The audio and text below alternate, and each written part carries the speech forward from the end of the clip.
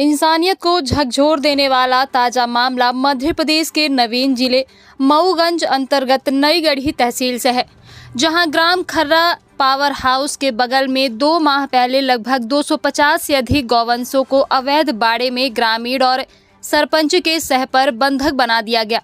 और सूत्रों के हवाले से मिली जानकारी अनुसार भूख से तड़पते गौवंश प्रत्येक दिन अपनी प्राणों की आहुति दे रहे हैं। यहाँ संविधान में वर्णित पशु क्रूरता को भी तार तार किया जा रहा। कई तो छोटे छोटे गौवंश समाप्त हो गए, वहीं मृत गौवंशों की दुर्गंध से बिजली कर्मचारी अब ड्यूटी भी छोड़ने को मजबूर हो गए। गौवंशों के नाम पर राजनीति चमकाते कोई भी राजनेता नहीं चूकता, वहीं गौशाला के नाम पर अपनी वाहवाही लूटते नहीं थकते। फिर क्यों इस ओर किसी का ध्यान नहीं जा रहा? क्या गौवंशों को जीने का अधिकार इस प्रकृति में नहीं है, या इनके लिए पशु क्रूरता का अधिनियम को ही संविधान से गायब कर दिया गया? इस तरह से जिला प्रशासन को आड़े हाथों लेते हुए अगस्त क्रांति मंच के संयोजक कुंज बिहारी तिवारी ने कहा है कि गौवंशों को लेकर प्रशासन में सिर्फ वाहवाही लूटने का काम हो रहा है, जो कि प्रशासन के खोखले दावों की आए दिन कलई खोल रही गौशालाओं में गौवंश भ्रष्ट व्यवस्था का शिकार हो रहे हैं। तो वहीं किसान अपनी फसलों को बचाने के लिए गौवंशों को कैद करने के लिए विवश हैं। उन्होंने मऊगंज कलेक्टर पर विकट परिस्थितियों में भी बातों को अनसुना करने और जन समस्याओं की अनदेखी का आरोप लगाया है। यहाँ के किसान वैसे पीड़ित हैं, सिंचाई का कोई साधन नहीं है और प्रशासनिक उदासीनता या अराजकता कहे जिससे पीड़ित है। आज खबरों में हमने भी देखा था कि कई गौवंशों की फोटो डाली गई थी। अब इनका ये कहना है कि अगर हम इनसे जानवरों से रक्षा के लिए कोई व्यवस्था न करें तो खेत में एक भी फसल नहीं बचेगी। ये सामूहिक अपने खर्चे से कोई बगैर सरकारी सहायता के इन लोगों ने ये तारबाड़ी कर रखा है और खुद चारा भूसा की ये बोलते हैं व्यवस्था है। पर सवाल इनका भी है और हमारा भी है और रीवा के कलेक्टर महोदय, मऊगंज के कलेक्टर महोदय से। शायद आज एक जमुहरा में प्रमाण पत्र भी बंटने वाला था कि गौ सेवा में या क्या था आयोजन, पर था इसी से आवारा पशु से। सवाल यह है कि 38 लाख रुपए खर्च हुए गौशालाओं के नाम पर और जिले में ही नहीं, प्रदेश में ही नहीं, हर प्रदेश के हर कोने में गौशाला बनी। नई गढ़ी की जनपद की गौशालाएं याद हैं और 4 अभी बनी नहीं। 4 साल हुए, काम चालू हुए, 4 नहीं बनी तो अब कब बनेगी भगवान मालिक है।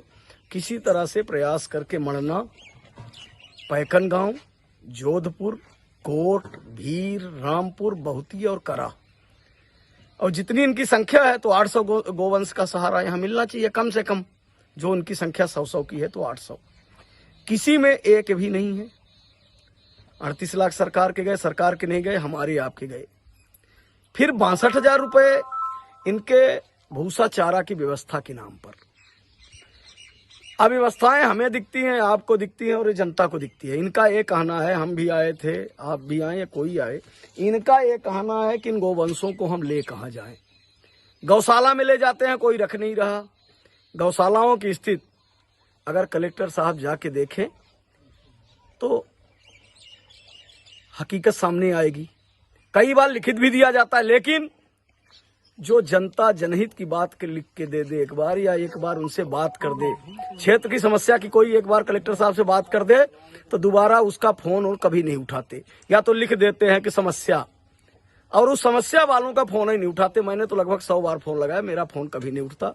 कई बार तहसील कलेक्ट्रेट जाके मिलने का प्रयास किया, कभी नहीं मिले।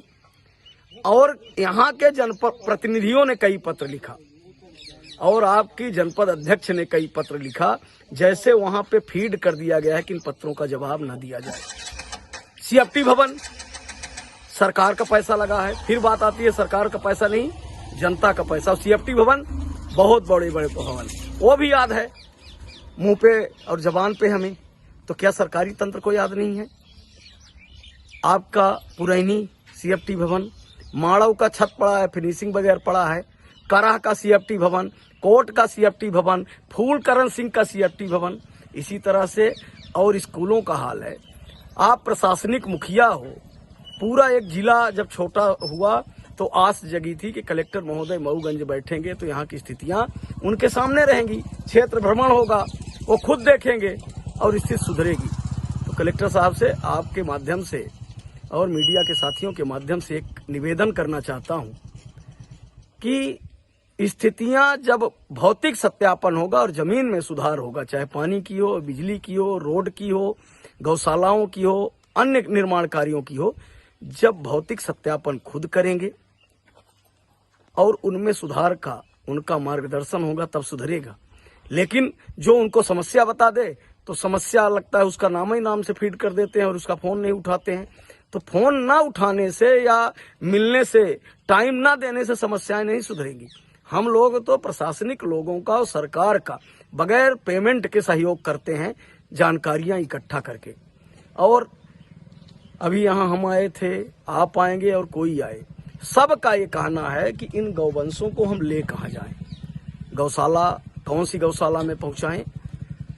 तो पहली मेरी मांग है कि जो गौशालाएं हैं उनकी प्रॉपर मॉनिटरिंग हो, और ये नहीं कि पेपर में ऐड निकले कि आज इस गौशाला में आयोजन होगा। अरे मेरे चेहरे पे कोई बोल दे कि कालिक लगी है तो मैं भी, वो जैसे नहीं नौटंकी में मुर्दा शंख लगाते हैं, पहले सफेद चेहरा काला आदमी भी करके गोरा दिखता है, तो मुर्दा शंख लगाने से और फेयर एंड लवली से लगाने से चेहरा कभी गोरा नहीं होता।